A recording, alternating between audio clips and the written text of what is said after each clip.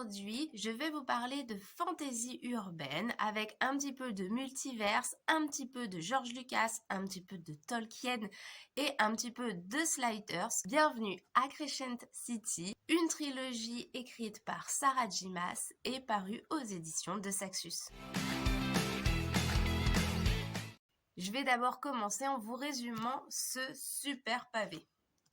Alors, Bryce est une créature à la fois mi-humaine et mi-faée qui a une vie plutôt parfaite à ses yeux. La journée, elle travaille chez une antiquaire et le soir, elle sort avec ses nombreux amis afin de profiter des plaisirs qu'offre la ville de Crescent City. Mais un jour, tout son monde explose lorsqu'elle retrouve à son appartement ses amis Danica et la meute des démons assassinés. Puis ellipse temporelle et nous retrouvons Brice 2 ans plus tard qui traverse la vie comme un fantôme. Mais lorsque le meurtrier de ses amis frappe de nouveau, elle se retrouve bien malgré elle à enquêter sur les meurtres aux côtés de Hunt Atalar, un ange déchu, assassin personnel des archanges. À la recherche de la vérité, Brice et Hunt vont apprendre à se connaître et explorer ensemble les bas-fonds de la ville et découvrir que des choses qui dormaient dans ses profondeurs depuis des millénaires semblent se réveiller.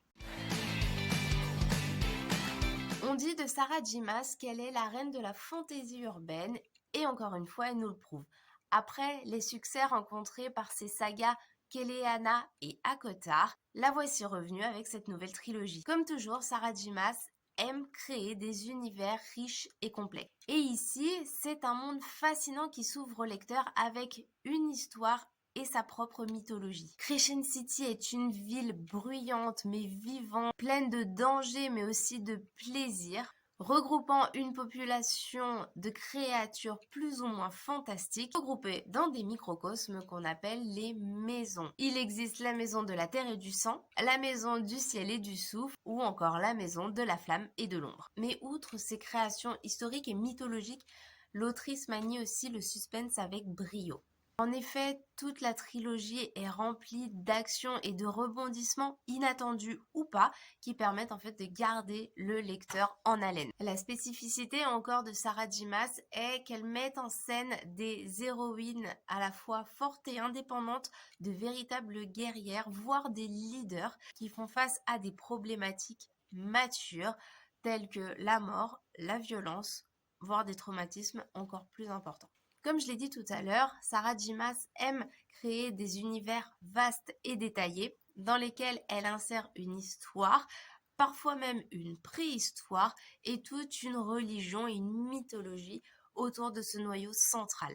Et bien sûr, ça ne peut que nous faire penser à l'œuvre principale de George Lucas. Quant à ces personnages, ils se lancent dans des quêtes épiques, voire mortelles, afin de sauver leur monde ainsi que leur peuple. On note dans ces récits l'importance de l'amitié, du courage, mais également de la loyauté, notamment entre peuples de races différentes. Et c'est cette alliance de ces êtres fantastiques qui rend la quête possible.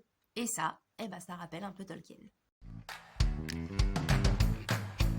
La trilogie de Crescent City plaira à tous les fans de fantasy urbaine. L'univers riche et complexe, l'intrigue captivante et les personnages font de cette saga un véritable page-turner. Et si vous souhaitez connaître nos derniers coups de cœur littéraires, n'hésitez pas à vous abonner à la chaîne.